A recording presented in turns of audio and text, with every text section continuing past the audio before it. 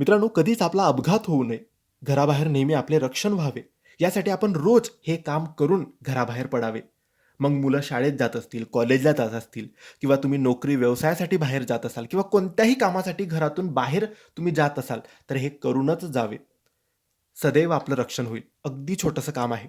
तुम्हाला जेव्हा बाहेर जायचं असेल, दिवसातून 100 वेळेस जायचं असेल, तर 100 वेळेस हे काम करून बाहेर पडा.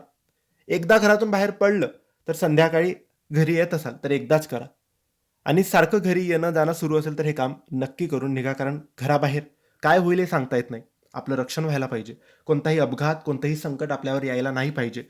म्हणून हे काम खूप महत्त्वाचं आहे. हे काम म्हणजे जेव्हा आपण घरातून बाहेर जाणार असू, तेव्हा फक्त 1 मिनिटासाठी स्वामींसमोर जा. तुमच्या देवघरासमोर जा आणि हात जोडून स्वामींना प्रार्थना करा, की "स्वामी, मी येतो.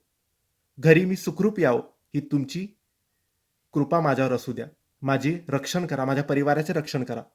माझ्यासोबत तुम्ही चला." आणि ती रक्षा जी उदी असते अगरबत्तीची, ती कपाळी लावा आणि चिमूटभर उदी आपल्या खिशात टाका, पर्समध्ये टाका महिलांनी आणि मग घराबाहेर पडा.